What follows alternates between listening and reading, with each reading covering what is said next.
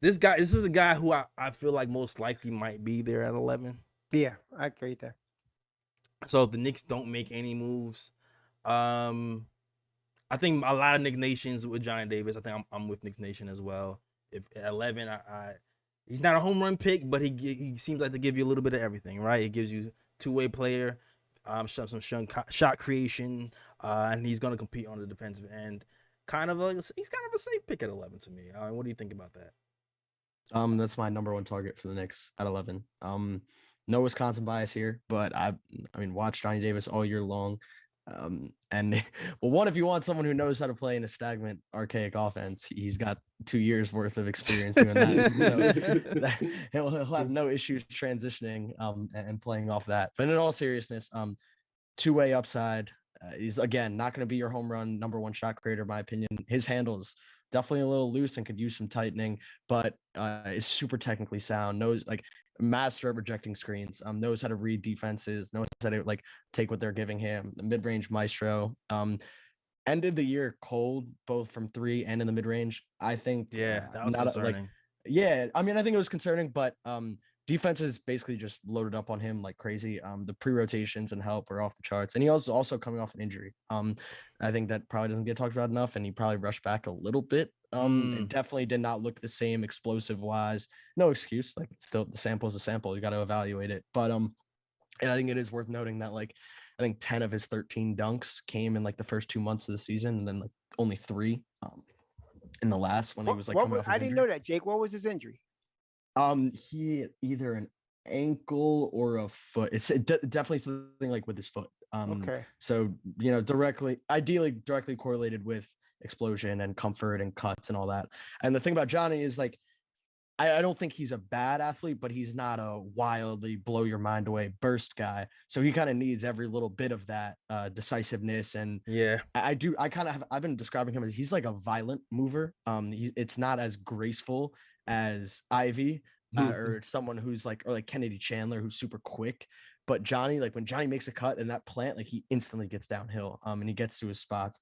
So he's someone I definitely like a lot. I think he was asked to do a lot for Wisconsin, and it wasn't always advantageous.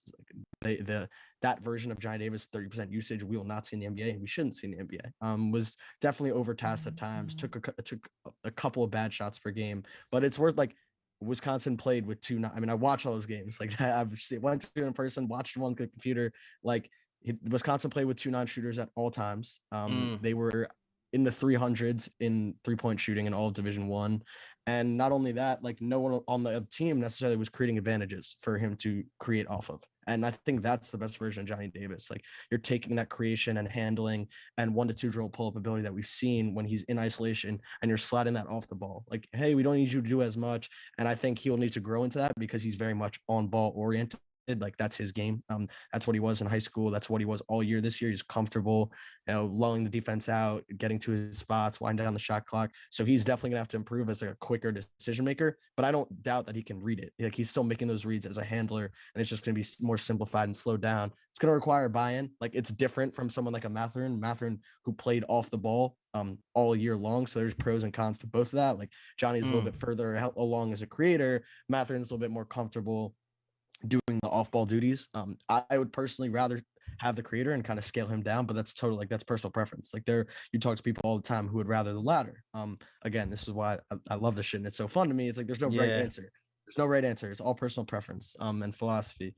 But with Johnny, I think you put him in a better offensive context. Like even the Knicks is going to be better than Wisconsin. You give him easier place to attack.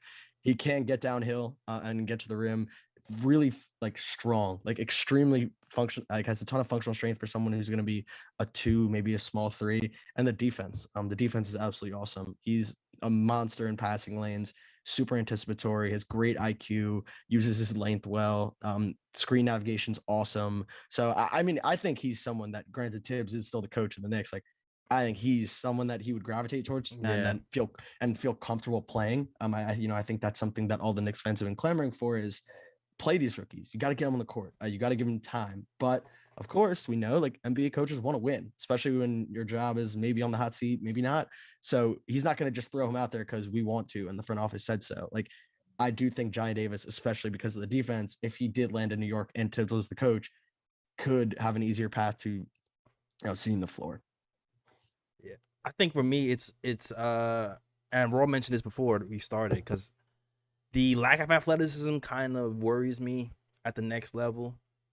Getting stopped by bigger, stronger guys without any athletic pop, that worries me. But it's for me, it's kind of just like, all right, bare minimum, I know he's gonna be a guy who's gonna, be a defensive guy. And the other part to me is the fact that he fell off a cliff when it came to the pull up threes towards the end. 3-point shooting in general scared me a little bit. Especially considering, we have a bunch of guys here. Well, RJ and Julius Randle in particular, who've been really hot and cold from three. And I'm I'm very weary of adding another guy there who's gonna shrink the floor offensively, especially when you're looking at today's NBA. Man, like everybody's a shooter. I feel like to me personally, like I said, I'm watching Dallas, and I'm going, Dallas got away with having a pretty solid point guard, but because they had shooters around them, like the 5-out thing works. So having a 2-out doesn't really work. Yeah, you're right. That's right. So like that swing skill is like a life or death for us. That's right. Yeah, it's I mean, it's extra valuable. Like we can split hairs on the 5-out stuff. I think the 5-out stuff is maybe a little bit more unique to someone like Dallas, just because like they have Luka, who's potentially the best advantage creator in the NBA, and maybe the best, like when you parlay creation and passing. I don't know if it's better than him. Obviously, Jokic is just as insane in his own right, but it's super different. Like Luka is, I mean, I don't, my favorite player in the league, and kind of never seen anything like it. Just the ability to get wherever he wants on the floor and then spray the ball out. Yeah. What the Knicks, but 100%, like shoot, if you can't shoot, it's it's so like there's not that many ways around it. Like there really isn't. And I try to be open-minded with players, but like it is such a detriment if you are not a center, or even like a 4. Maybe you can get away with it a little bit if you're paired with a shooting center. But if you're 1 through 3 and you can't reliably shoot and space the floor, like it I mean, that's something I've really learned like throughout the first couple of, like there's just so it's so detrimental to your offense. And the like letting the defense off the hook to not rotate to you and not care and not close out. 1, that is killer. And then 2, it just hampers the rest of your game. Like if you're getting short closeouts, you're slashing like it's really difficult to attack a closeout that doesn't go past like 6 feet out. That's not a closeout. It's not a closeout. You're not attacking, and defense is in rotation, and you have no lane to attack because they're just sagging and living with you shooting. And like it might sound hyperbolic, but like if you can't shoot, or you're a middling shooter, like or below average shooter, like that's the treatment you're gonna get. So it's very important for Johnny, because I do, like, as much as I love him and as much as I buy into him as a prospect, that burst, like you talk, I do think he's an underrated athlete in some instances. However, the straight line, like, and standstill burst is not one of those areas. Like repeatedly he'll get walled off. Even when in the beginning of the year when he was super successful, he'll get downhill and then he'll get walled off and he'll get to like a little step back in the mid range, which is how he wins. And that's how he's going to provide points. Majority of the time, there are instances where he does get all the way to the rim and can explode and finish there, or use his size to, body someone up and create space for a little push shot floater. Right. But like him getting walled off is certainly like that is an occurrence that happened a lot. So if now we're going to slide him off the ball because I'm not too optimistic with him carrying such a big creation load, like, again, I think if the ball is swung to him and he's going to run your second side, or maybe even initiate an action here and there, come off a pin down and curl and try to get downhill, I'm totally fine with that stuff. But in terms of really being a creator that's going to bend the defense from a standstill, like, probably not your guy. So again, that's going to just put that much more emphasis on his off-ball stuff, which starts with him catching the ball and looking at the rim to shoot. So I think he ended the year like 31%, which is certainly not great.